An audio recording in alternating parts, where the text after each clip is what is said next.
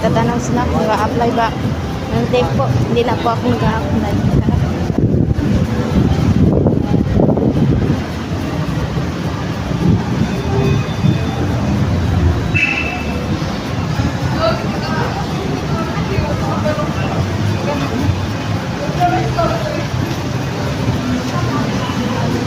Tumaba ako ulit mga kainday.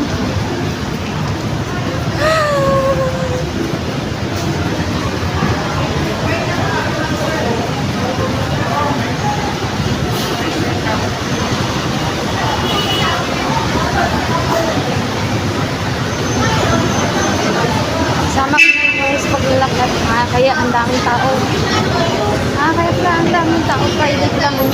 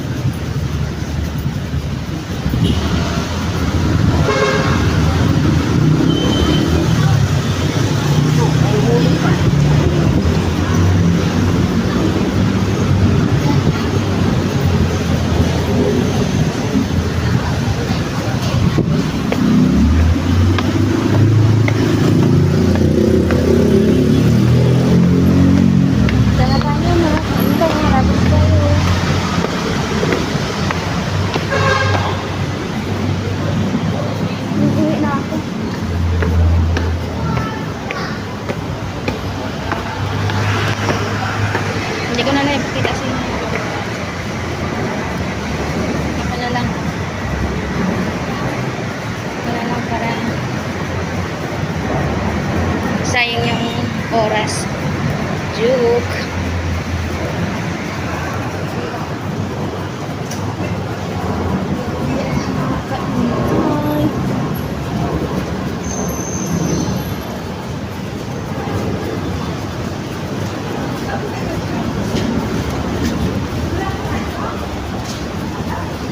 Naka-jacket ako lagi mga ganyan kasi pagdating doon sa salo ng lamig.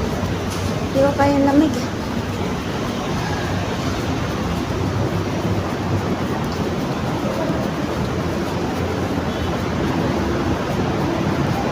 Lapit na tayo.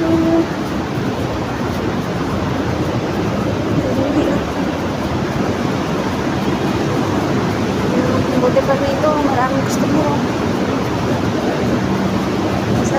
Sa akin konti lang.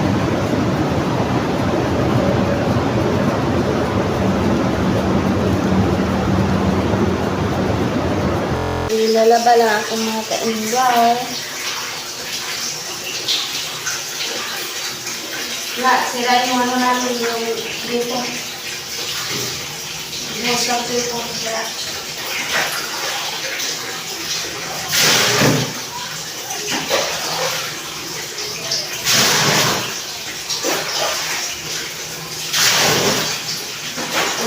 Mga bata ko yung ano. Sila hindi ko manamin na yung washing sila. Kaya ko sila. Ito lang, ano ko yung kaya.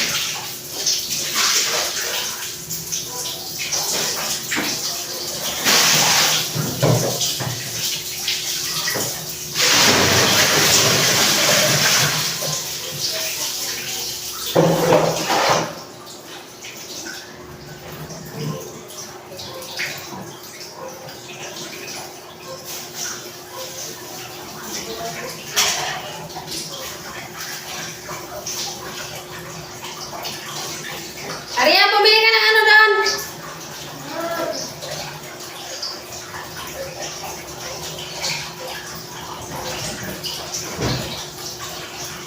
Bisa mo na, anong oras na?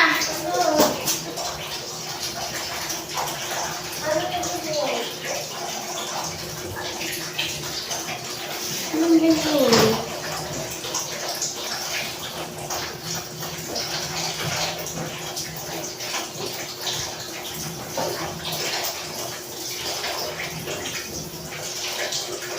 Ano yun?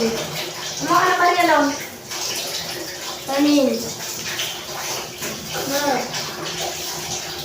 Bili ka ng kape. Kung wala akong kape. Bili ka ng kape.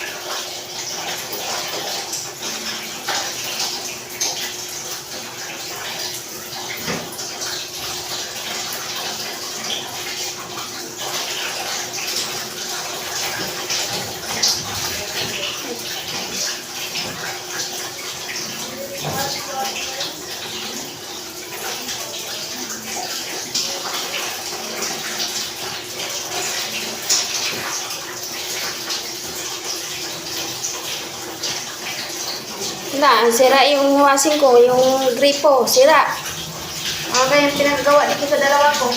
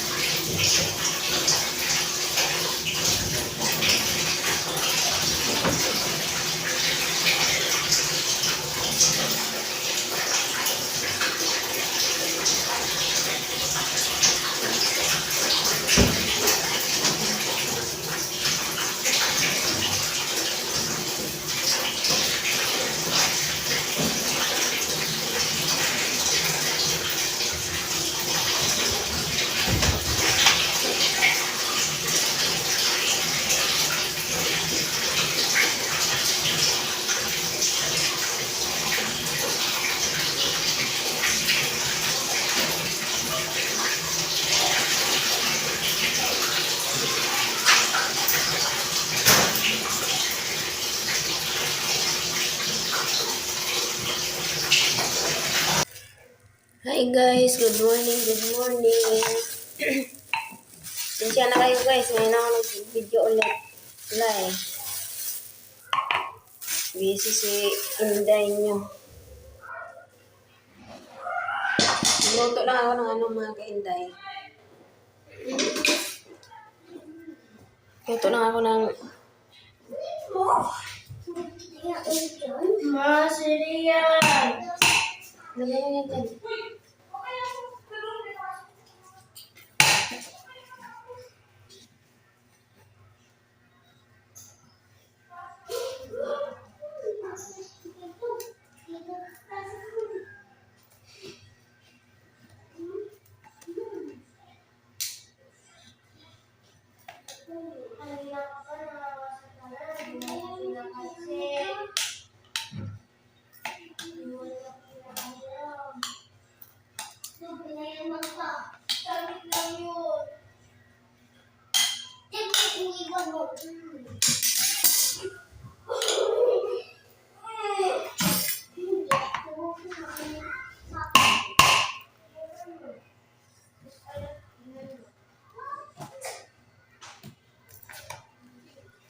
Meatloaf lang yung paulam sa kanila mga kanday kasi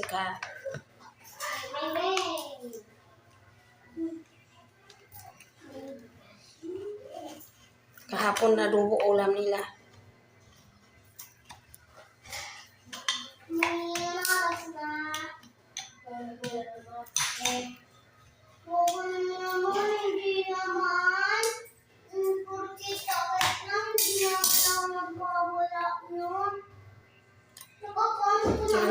nag-uwian sila kanina madaling araw. Pagdating ko. Ang anak kong panganay mga kende, tamad na mag-aaral. Wala, hindi na napasok kanina. Hindi na nga ako natulog pagdating ko. Tamad talaga mag-aaral yung panganay ko. Lagi na lang yan absent. Ang inano ko baka mamaya, matanggal yan sa school.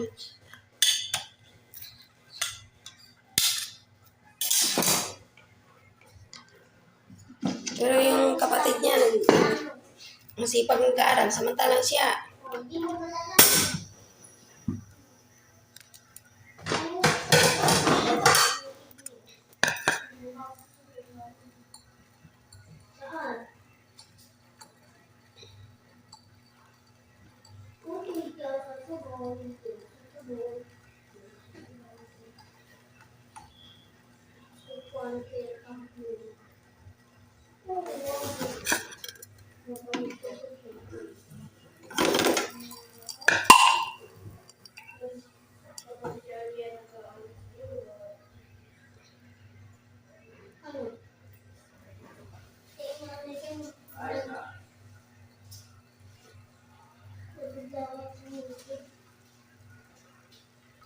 Ano yun na rin? Mamaya, kunti, sabihin mo. Maya daw unti.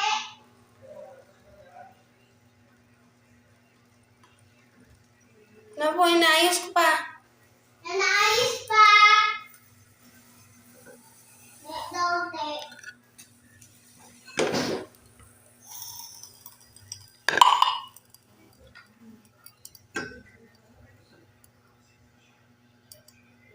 Ate, ayusin mo yung foam dyan.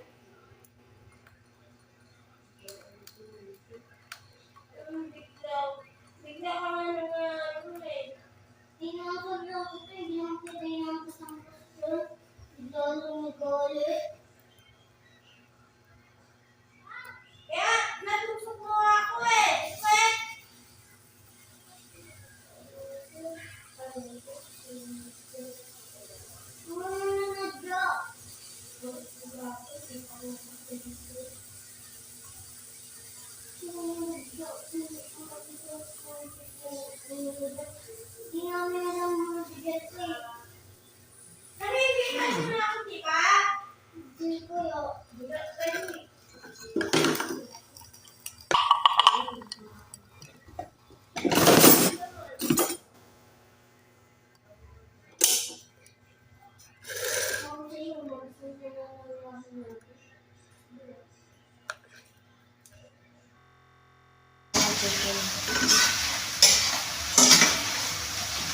Lagi ko ito.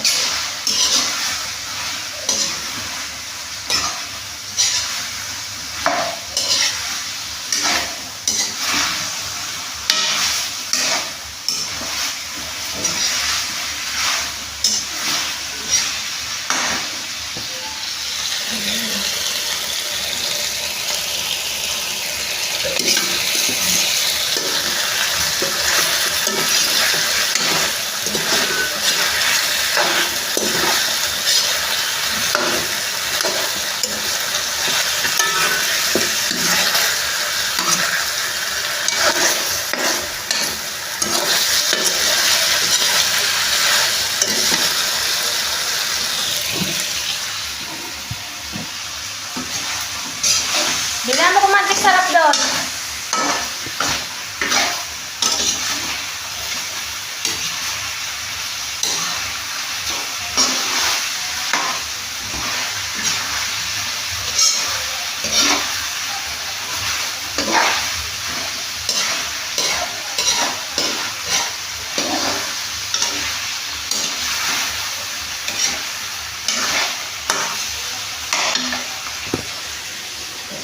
Ang kalat ng bahay naman natin na kaya ang anak ko lang na ibang ginawa ko. Kalat lang ng kalat.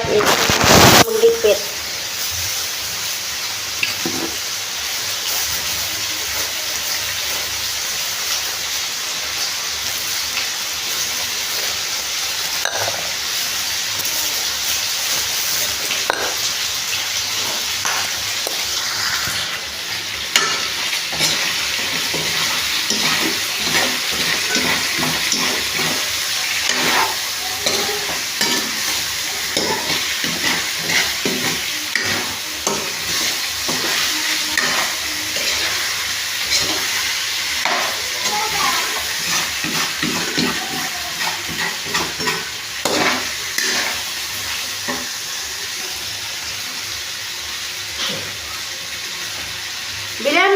sarap doon.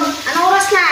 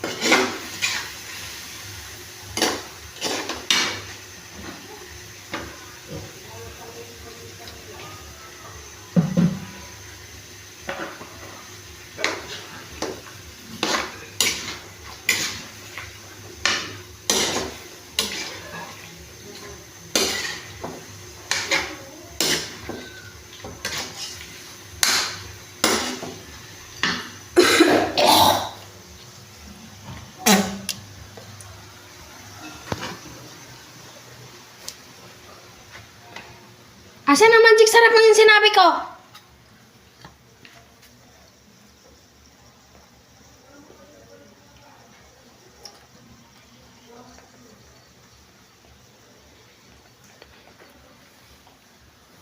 Bili mo ng magic sarap doon. Kanina pa ako nagsasabi. Pabingi-bingi ka lang.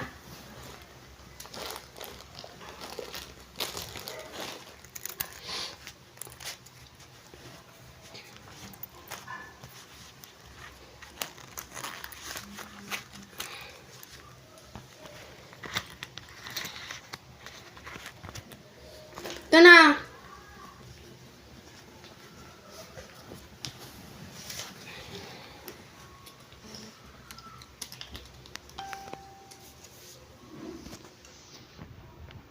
Bilisan mo na doon.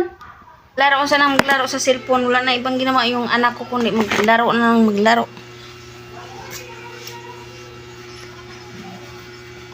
Umayat na ang mga kainday.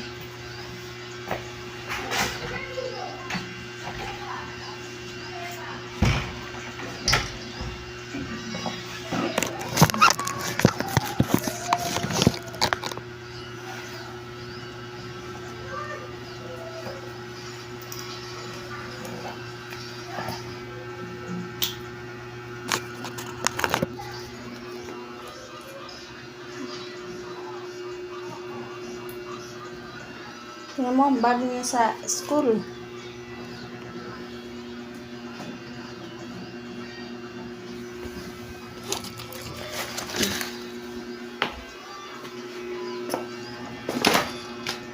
Tawagin mo na doon si ate mo.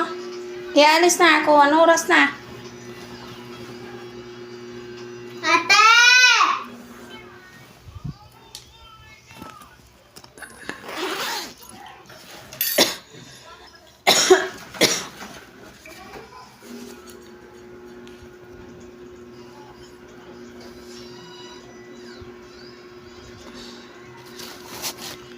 Akin ang charger dyan.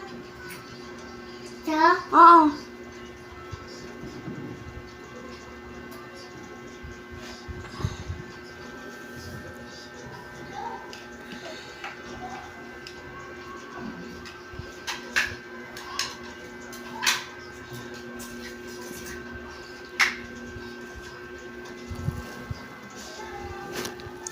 Arian! Shh! Ano? Diyan ka na lang sa labas?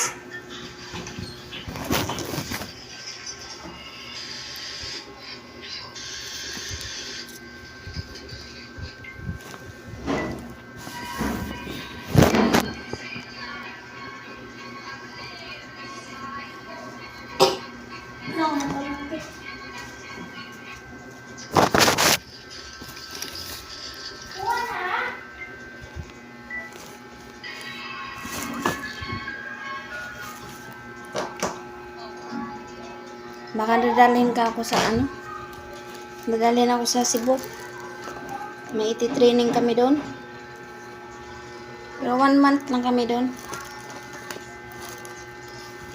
Pero pag dinala ako sa Cebu mga kainday, ano, sinabi sa boss ko na nag-aaral mga anak ko. Baka dadalhin kami doon. Baka isama yung anak ko, mga anak ko. Kung dadalhin niya ako doon. Baka isama ko sila sa Cebu. Kasi may iti-training ko doon. Ako man napili mga kainday kasi ako Bisaya. Ako lang Bisaya doon. Bisaya ang dako.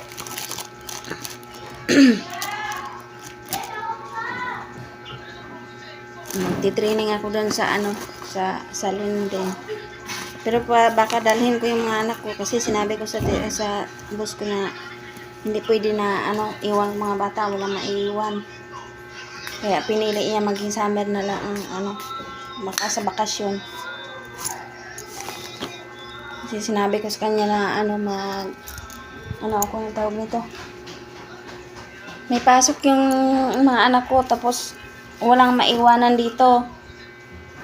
Wala namang ibang magti-training kundi ako lang naman kasi akong Bisaya. Kaya pag dinala ako sa Cebu kasama ng mga bata.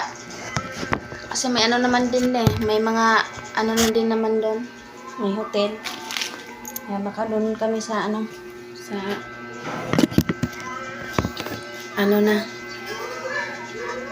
hindi naman pwede nga iwanan ko yung mga bata kaya sabi ko sa boss ko na hindi pwede na iwanan mga anak ko. Kaya baka isama niya ako sa isama yung mga bata pag isama niya ako sa Cebu. Yung niya yung sinabi niya kaya bakasyon na lang pipiliin niya. Akin ang jacket ko. Ang lamig kasi doon sa sa salon namin, hindi pwede na hindi ako mag-jacket. Guys, good morning. Alisan na naman tayo guys. Papasok na naman tayo.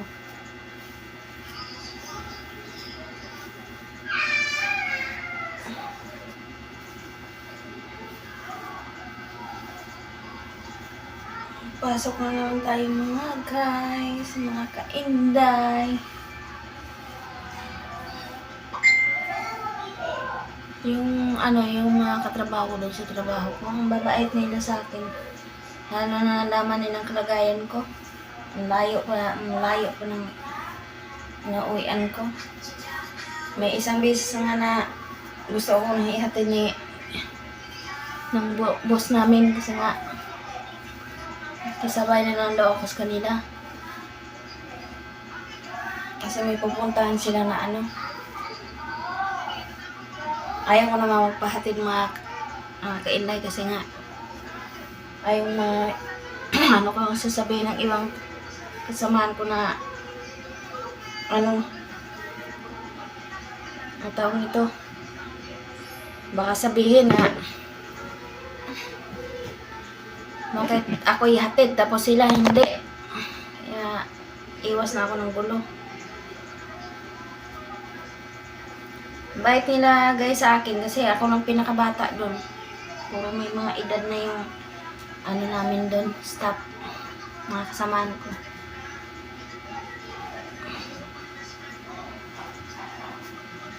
Puro nila may edad. Sinsya na kayo mga kainday kung di ako makapag-video minsan kasi wala akong cellphone. Yung cellphone ko pinagtyagaan ko lang to ngayon. Napaayos ko to pero ko pa rin, wala pa rin speaker.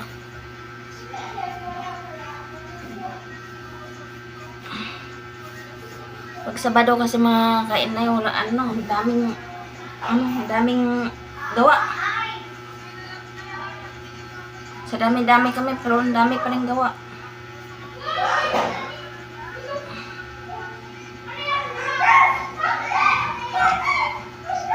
Nakita kasi ng boss ko yung mga anak kong ka-video call ko. Kaya Tanong niya sa akin, sabi niya, mga anak mo yan? Sabi ko, opo. So, sabi niya, ay, ilan pala anak mo? Sabi ko, 2 po. Kaya nalaman ng ang kami ng boss ko na ang kalagayan ko. Parang gusto ihatid niya ako dito para makatipid daw. Ayaw ko eh. Ano kaya sasabihin ng samahan ko na ako hinahatid ako ni boss tapos sila hindi. Kaya ayaw ng gulo. Bait nila sa akin kasi pag wala ng gawa, pinapauwi na ako ng mauna. Na-close ko kasi yung manager namin. Na-close ko si madam.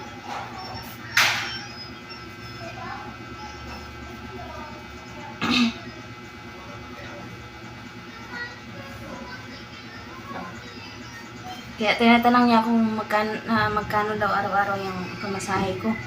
Kasi, yung boss ko, kasi hindi ko alam, baka bibigyan ako ng allowance.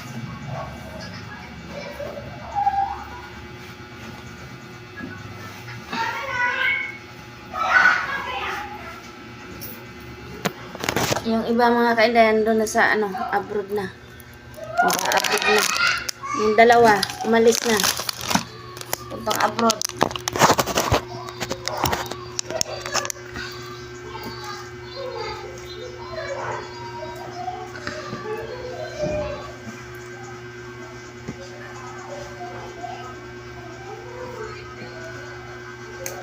Alam mo mga kainday, hindi ako nagtutulog dito pagdating kasi nga hinihintay ko pa yung may pasok ng mga bata.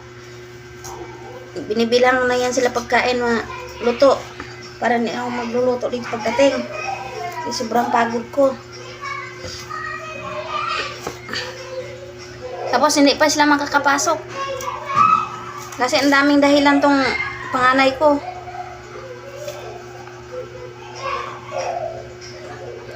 Pag ginigising